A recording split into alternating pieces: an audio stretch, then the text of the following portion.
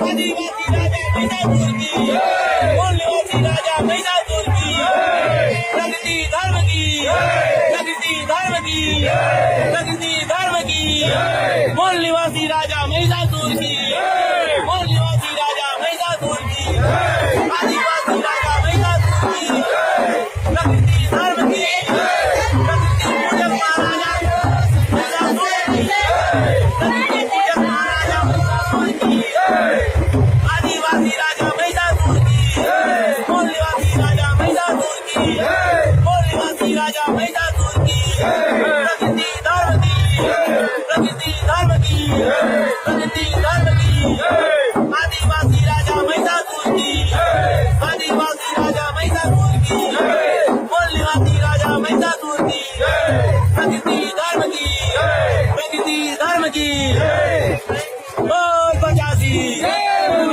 बोल 85, जय मूल निवासी। बोल 85। रामायण महाभारत काल्पनिक कहानियां हैं, ये कोई इतिहास नहीं है। यह सुप्रीम कोर्ट ने भी माना है। दोस्तों, ना तो कभी द्वापर युग हुआ, ना कभी सतयुग हुआ, ना त्रेता हुआ, ना कोई राम हुआ, ना कभी कृष्ण पैदा हुआ, ना कोई रावण पैदा हुआ, ना कोई शंकर पैदा हुआ। ये सब ब्राह्मणवादी कहानियों के कुछ पात्र हैं, जैसे स्पाइडरमैन की और शक्तिमान की कहानियां।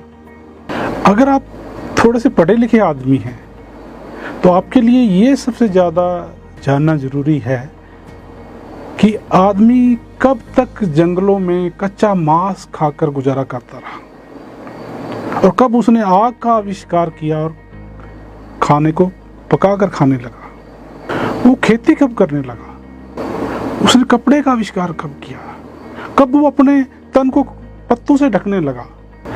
ये तरह तरह की जो धातु हैं, लोहा, सोना, चांदी, इनका आविष्कार कब हुआ, कब कागज का आविष्कार हुआ, आदमी ने लिखना कब शुरू किया। ये सब चीजें विश्व इतिहास के पन्नों में दर्ज हैं और ये पुरातात्विक तथ्यों के आधार पर लिखी गई हैं। खोजा गया इनको कि कब क्या हुआ, सब वैज्ञानिक तरीके से खोजे हुई हैं।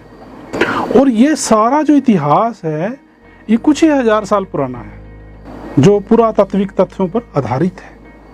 इसलिए तर्कशील बनिए और बच्चों को भी तर्कशील बनाइए। जब लोहे का आविष्कार हुआ, यानी कि 3800 साल के लोहे के इतिहास में किसी राम कृष्ण का जन्म नहीं हुआ और उससे पहले तो हो ही नहीं सकता, क्योंकि हर ग्रंथ में तलवार, त्रिशूल, फरसे और लोहे से बने हथियारों का जिक्र है।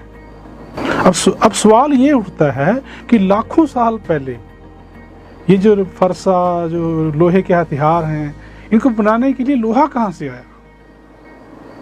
तो इससे जाहिर है कि ये कहानियां लोहे और कागज के आविष्कार के बाद घड़ी गई।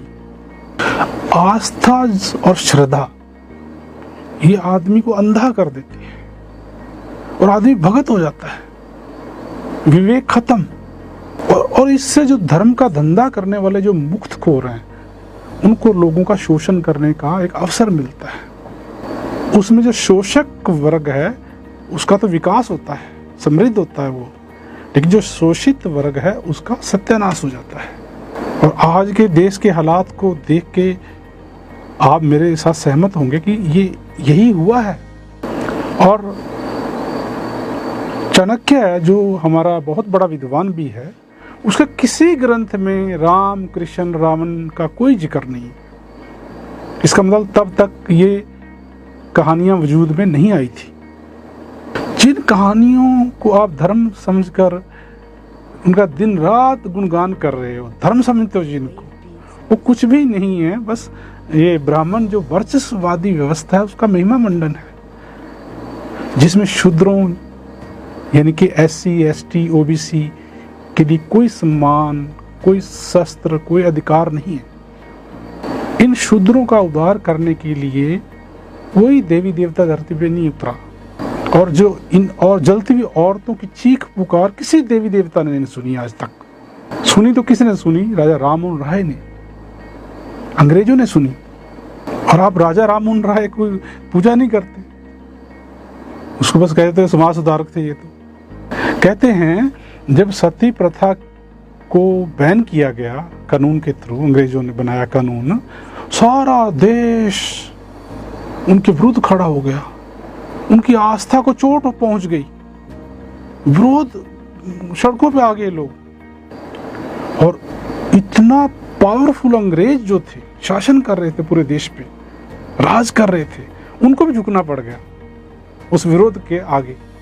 और कानून में कहते संशोधन करना पड़ा और ये लिखना पड़ा कि ठीक है भाई सती तो हो सकती है लेकिन उसको मजबूर नहीं किया जाएगा, अपनी मर्जी से सती हो सकती है। देखो ये कॉलम रखवाया गया। ये जो सोच है ये इसीलिए है काल्पनिक कहानियां, यथार्थ से न जुड़ना, जमीन से न जुड़ना। काश आप ऐसी धरती पैदा करें, ऐसे हालात पैदा करें, ऐसी शिक्षा पैदा करें जिसमें राजा राम मोहन राय जैसे लोग निकले, अम्बेडकर जैसे लोग निकले। अगर आप अपने इतिहास को सही परिप्रेक्ष्य में देख लेते हैं, निष्पक्ष तरीके से, तो आगे का रास्ता प्रशस्त हो जाता है, विकास संभव है। फिर ये जो ब्राह्मणवादी जो है, अलगाववादी जो नीतियां हैं, इसकी यातना से निकालने के लिए, औरतों को निकालने के लिए, शूद्रों को निकालने के लिए हजारों महापुरुषों के संघर्ष की कहानियां हैं। ये जो शूद्रों के जीवन में सुधार हुआ है, जो औरत की स्थिति थोड़ी सी अच्छी हुई है, इसमें किसी देवी देवता का रोल नहीं है, इसमें कुछ समतावादी महापुरुषों का अथक मेहनत और परिश्रम है। उन्होंने बहुत लंबी लड़ाई लड़ी इनके लिए। इसलिए आप ये जो धर्म का जो मकड़ जाल है, इससे निकलकर जो समतावादी महापुरुष हैं उनके जीवन को स्टडी करिए। जैसे कबीर जी हुए, नानक जी हुए, फूले, साहू, अंबेडकर, पेरियार, भगत सिंह। मैं तो बड़ा हैरान होता हूँ कि भगत सिंह कहते हैं कि 20-25 साल में उसने पता नहीं कितनी किताबें, पता नहीं 300-400 कोई किताबें लिख दी, मैंने ऐसा सुना है। कौन पढ़ता है उसको? उसने देश पर बलिदान दे दिया, इतना बड़ा क्रांतिकारी था। वहां तो सिर्फ माला डाल के आप उसकी एक वो फंक्शन करते हो तो माला डाल देते हो उसकी, लेकिन पूजा किसी और की कर रहे हो जो है ही नहीं है। एक बच्चों में वैज्ञानिक दृष्टिकोण पैदा करिए, उनको किसी एक किताब से, एक महापुरुष से मत जोड़िए। देश का कल्याण इसी में ही निहित है। किसी पूजा अर्चना, कीर्तन, प्रवचन से देश का भविष्य बदलने वाला नहीं है। अब जो ये मैंने जो बातें की हैं, ये सारी मेरी बातें जो हैं, एक पोस्ट, मेरे दोस्त की पोस्ट है एच आनंद शर्मा, उससे ली हुई है मैंने, है ना। अब आगे मेरा इसके बारे में क्या व्यू है वो मैं आपको बताना चाहता हूँ। अब जब मैंने वो पोस्ट डाली, अब जो मैंने ये बातें की, नेचुरली ये हिंदुओं की आलोचना है, और जब मैंने ये पोस्ट डाली तो बाढ़ आ गई वहां पर कमेंट्स की, लाइक्स की। 500 तो कमेंट, 550 तो कमेंट है उसके ऊपर, और मेरी पोस्ट पे तो ज़्यादा 100, 150, 200 से कमेंट ज़्यादा आते नहीं है, लेकिन वहाँ बाढ़ आ गई क्योंकि वो हिंदुओं के विरुद्ध थी। और ख़ास बात ये है कि जो खुश हो रहे थे मेरी पोस्ट पर, वो ज़्यादातर नास्तिक अपने आप को कहते हैं और वास्तविक कहते हैं। मेरी फ्रेंड लिस्ट में ज़्यादातर लोग नास्तिक और वास्तविक ही हैं, जो धार्मिक लोग कम हैं, बड़े खुश। लेकिन जब मैं अपनी को पोस्ट लिखता हूँ जिसमें मैं सलूशन देता हूँ जो समस्याओं का, तो वहाँ 100, 200, 150 से ऊपर लाइक कमेंट नहीं आते, को पढ़ते। यही आस्तिक और नास्तिक लोग मुझे पढ़ते नहीं है। क्यों? क्योंकि वहाँ पे धर्म नहीं डालता मैं, किसी खास धर्म की मान लो आलोचना नहीं है तो नहीं पढ़ेंगे। तो मुझे जानबूझकर ये मिर्च मसाला केवल डालना पड़ता है। यानी कि नास्तिक और वास्तविक लोगों को भी धर्म की चिंगारी चाहिए, यानी कि उनकी भी रुचि धर्म के अंदर है, उनको भी धर्म उद्वेलित करता है। नॉर्मल पोस्ट उनको उद्वेलित नहीं करती। अब एक बात मैं और जो कहना चाहता हूं कि मान लीजिए हिंदुओं का सारा काल्पनिक का इतिहास है, ये तो हमने सिद्ध कर दिया, इसमें कोई शक नहीं है। कोई माने या ना माने ये आपकी मर्जी है लेकिन ये बिल्कुल क्लियर है, ये कॉमन सेंस से भी समझ आ जाता है कि क्या कोई हनुमान जैसा कैरेक्टर रहा होगा, क्या पहाड़ को उठाया जा सकता है, क्या पुष्पक विमान हमने बनाया होगा जब हम साइकिल नहीं बना पाए, है ना, कुर्सी नहीं हम दुनिया को दे पाए, तो हमने पुष्पक विमान एकदम कैसे दे दिया। तो कॉमन सेंस की बातें हैं, नहीं मानना तो ना मानिए, वो आपकी मर्जी है। लेकिन मैं जो ये बात ये कहना चाहता हूँ कि हिंदुओं का इतिहास मान लीजिए सारा काल्पनिक है, तो जिनका वास्तविक है, क्या उन लोगों में हिंदुओं में फर्क है? कोई फर्क नहीं है, यानी कि परिणाम सबके बराबर है। सिखों का इतिहास तो सारा 200-300 साल पुराना है और सारा लिपिबद्ध है ना, वास्तविक है। तो क्या उनका करैक्टर बहुत अच्छा है हिंदुओं से? नहीं, लगभग सेम है, थोड़ा बहुत फर्क होगा, 19-20 का ही होगा, लेकिन ऑलमोस्ट सेम। सारी कुरीतियां हिंदुओं की सिखों में हैं, जबकि उनका इतिहास तो वास्तविक है। दलितों का भी इतिहास वास्तविक है, सारा वो खुद ही लिखते हैं कि हमारे साथ ऐसा हुआ, मनु ने ऐसे किया, है ना, मैं सारा पढ़ता हूँ। तो क्या दलितों का करैक्टर हिंदुओं से अलग है? क्या कभी आपको लगा है कि किसी ऑफिस में दलित किसी एम्प्लॉय से मिल के यार ये तो अलग ही बंदा है, यार कमाल है, रिश्वत भी नहीं लेता ये तो? क्या कोई धारणा कभी ऐसी बनी है कि दलित कभी रिश्वत नहीं लेते क्योंकि अम्बेडकरवादी हैं वो? क्या कभी ऐसी धारणा बनी है कि यार कुछ सर्वे हुआ है विदेशी, कभी कहीं कोई ऐसा बात आई है कि यार दलित शोषण तो बहुत हुआ है इनका, ठीक है ना, लेकिन ईमानदार, देखिए ईमानदार होने में तो कोई रिजर्वेशन, किसी पैसे की या किसी संपत्ति की जरूरत नहीं है, धनाढ्य होने की जरूरत नहीं है। ईमानदार तो आप हो ही सकते हो ना, वो तो अम्बेडकर के कारण आप हो सकते हो, गुरु नानक के कारण आप हो सकते हो। हिंदू तो नहीं है वो तो, हिंदू तो उनका तो इतिहास ही नकली है, वो तो सारे नकली हैं। क्या मुसलमान ईमानदार मिलेगा उसका इतिहास वास्तविक है? नहीं मिलेगा। परिणाम तो बराबर है, जितना भरत सिख है उतना ही हिंदू है, उतना ही दलित है, उतना ही मुसलमान है। हमने परिणाम देखने हैं। अगर हिंदुओं के परिणाम अच्छे आए होते, उन्होंने देश को अच्छा ढांचा दिया होता, शिक्षा में बहुत सारे सुधार किए होते, हर रोज पुलिस में सुधार किए जाते, हर जगह न्याय मिल रहा होता, बहुत सारी खोजें हो रही होती, विदेशों से लोगों को वीजा लेके बड़ी मुश्किल वीजा मिलता भारत का।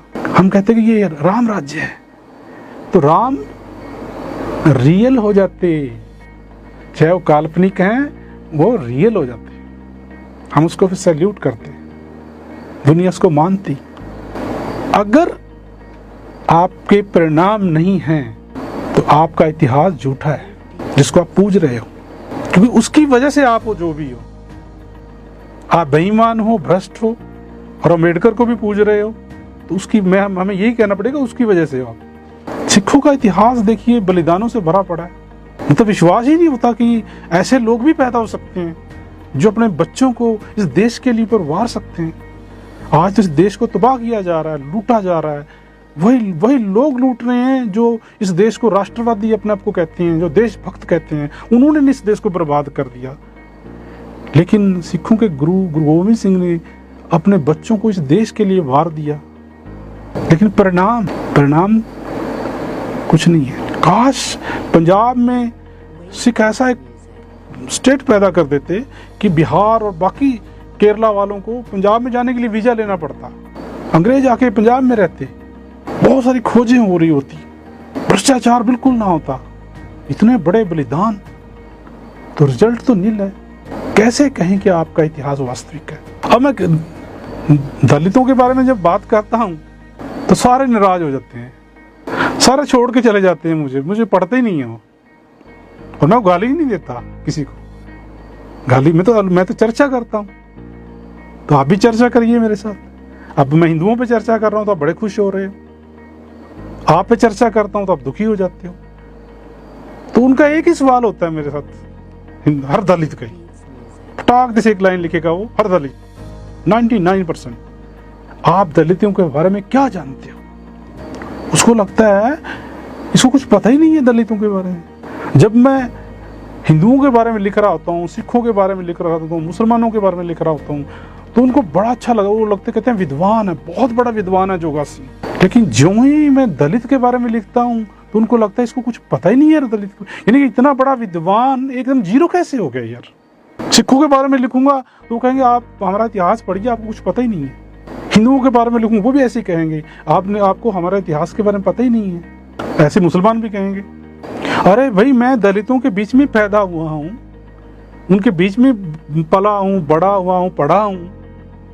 और आपके सारे लिटरेचरों में जो लिखते हो आप कि हमारे को घोड़ी आज यहाँ नहीं चढ़ने दिया गया, वहाँ कुएं से पानी नहीं भरने दिया, मैं रोज पढ़ता हूँ इसको। भाई क्यों नहीं पता मुझे? ये वास्तव में पता क्या है? जब ये कहते हैं ना कि आप दलित के बारे में क्या जानते हो, तो इनका पता क्या मतलब होता है? इनका मतलब होता है आज की बात मत करो, वो बात ही करो बार बार कि मनु ने 4 वर्णों में बांट दिया, बड़ा भेदभाव किया, है ना, और चमारों को ये करना पड़ता था, ये भैंसे अपने मरे हुए उठाना पड़ता था, उस ऋषि ने चमार का ये उंगली काट दी, उसका गला काट दिया, वो बातें करो। कहता जब ये इनका मतलब ये होता है कि वो बातें करो बार बार। अरे भाई, वो मनु ने कर दिया, मनु को मैं कैसे ठीक करूं? उसने कर दिया यार, जो हो गया उसको नहीं ठीक कर सकते हम। उसको इंजेक्शन कैसे लगा दूं मैं ठीक होने का? मैं आज इंजेक्शन दे सकता हूं जो आज है। आज के हालातों में देखना चाहिए कि 50 साल बाद रिजर्वेशन या और हमने जो सुविधाएं दी दलितों को कितना उदार हुआ। अगर नहीं हुआ तो उनको बदलो, अगर कोई सही काम कर रही तो चलने दो, है ना, तो उनमें बदलाव लाओ ताकि कौम आगे बढ़े। मैं वर्तमान पे बात कर रहा हूँ कि रिजर्वेशन का क्या रिजल्ट आया, कितना भेदभाव कम हुआ, कितना उत्पीड़न कम हुआ दलितों का, उससे कितना फायदेमंद रहा ये, कितने लोगों को फायदा हुआ। 80% लोगों को तो रिजर्वेशन, वो बच्चे पढ़ ही नहीं पा रहे, स्कूलिंग ही नहीं मिल रही तो स्कूलिंग अच्छी चाहिए ना, जरूरी तो वो है, वो मिल नहीं रही। 80% लोगों को अभी भी 20% लोगों को नौकरी मिल गई है तो बार बार उसी को मिली जा रही है।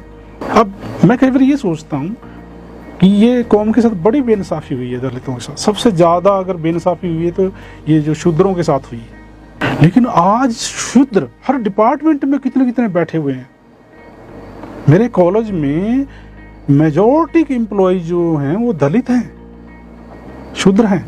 और वो के मैंने देखा है, मैं कई बार ध्यान से देखता हूँ, कोई भी ज़्यादातर लोग सिंगल जॉब में या पति या पत्नी है, डबल कपल नहीं है। लेकिन दलितों के मेरे कॉलेज में 4-5 कपल हैं जिनके घर में उनकी पत्नी भी जॉब पर है और खुद भी जॉब पर है, कपल, और उनका ससुर भी जॉब पे है, उसकी सास भी जॉब पे है, उसका भाई भी जॉब पे होगा। 4-4, 5-5 नौकरियां हैं। लेकिन क्या ये लोग किसी गांव में जाके किसी दलित को कभी पूछते हैं कि भाई तेरा क्या हाल है, तेरे बच्चा पढ़ाई ठीक कर रहा है कि नहीं कर रहा?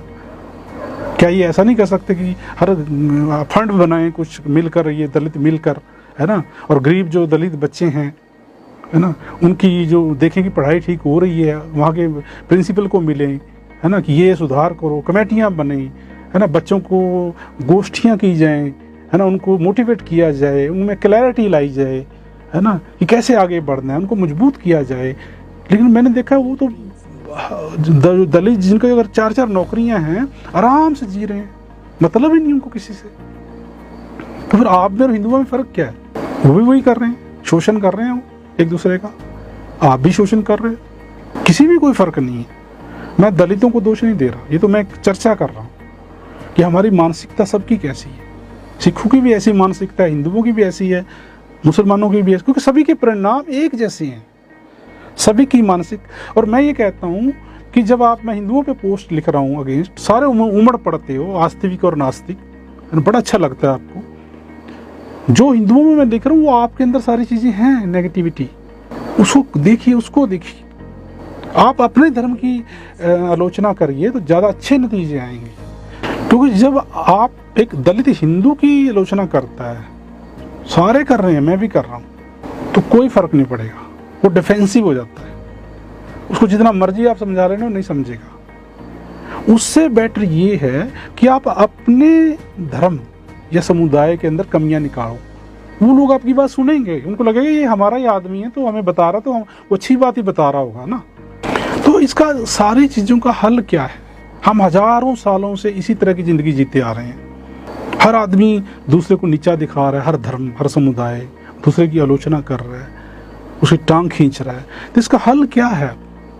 मुझे लगता है हमें एक नई शुरुआत करनी होगी। एक समय आ गया है कि हम एक नए तरीके से शुरुआत करें जिसमें एक न्यायवादी व्यवस्था हो, कोई धर्म जात का जिक्र ना हो, शिक्षा में बहुत सारे सुधार हों, पुलिस में बहुत सारे सुधार हों, कानून अपना काम करे, जुडिशरी अपना काम करे। और मुझे तो ये लगता है कि सबकी जो सैलरी है बराबर कर दो। एक जो गली साफ नाली साफ कर रहा है और एक प्रधानमंत्री की सैलरी बराबर कर दो, क्योंकि गली जो साफ कर रहा है उसका काम उससे मुश्किल है। 2-4 साल करके देखो, इसको कुछ ऐसे बदलाव करो। मैं नहीं कहता कि एक सुझाव है, इस तरह के हमें एक्सपेरिमेंट करने पड़ेंगे। पहली बार कोई 100% चीज़ मैं आपको सुधार जरूरी काम करेगा। हम एक शुरुआत करें उसमें, नहीं तो उसमें बदलाव करें, वो भी नहीं काम करता फिर उसमें बदलाव करें। लेकिन हमारा इंटेंशन, सोच हमारी सही होनी चाहिए। और मैंने इसके ऊपर एक इसी तरह की जो जैसे मैं विचार व्यक्त कर रहा हूँ, मैंने किताब लिखी है। वो किताब आपकी कैसे मदद करेगी? वैसे तो आप किसी को समझाने लगते हो कोई बात तो समझता नहीं, कितनी समझाओगे उसको, लेकिन पूरी अगर वो किताब पढ़ेगा तो उसको क्लैरिटी आ जाएगी। पूरे दृष्टांतों के साथ उसमें समझाया गया है कि हम क्यों दुखी हैं आज, क्यों हम पतन के कगार पर हैं, क्यों चारों तरफ हजारों साल की मानवता के बाद क्यों चारों तरफ अराजकता है, अन्याय है, क्यों सारे बेबस हैं, क्यों कहीं भी सुधार करने की गुंजाइश ही नहीं है, फंसे पड़े हैं। कैसे एक हम नई शुरुआत करें? उसमें मैंने कुछ प्रैक्टिकल बातें भी बताई कि ये तो करो आप, जिसमें कुछ भी नहीं बिगड़ता, कुछ भी नहीं लगता, आप सबने करनी है, ना कोई पैसा लगता, ना कोई विरोध करना, ना कोई लड़ना, है ना। छोटी छोटी बातें मैंने बताई हैं जो आपने करनी है। उसके बाद बहुत सारे लोग आगे आए, बहुत सारे संगठन अब काम कर रहे हैं, वो इकट्ठे हों, एक नई तरह की सरकार दी जाए, इस देश को एक नई व्यवस्था दी जाए। मुझे उम्मीद है आप मेरे साथ सहमत होंगे। अगर आप सहमत हैं, इस वीडियो को जरूर शेयर करें लोगों के साथ। Thank you so much.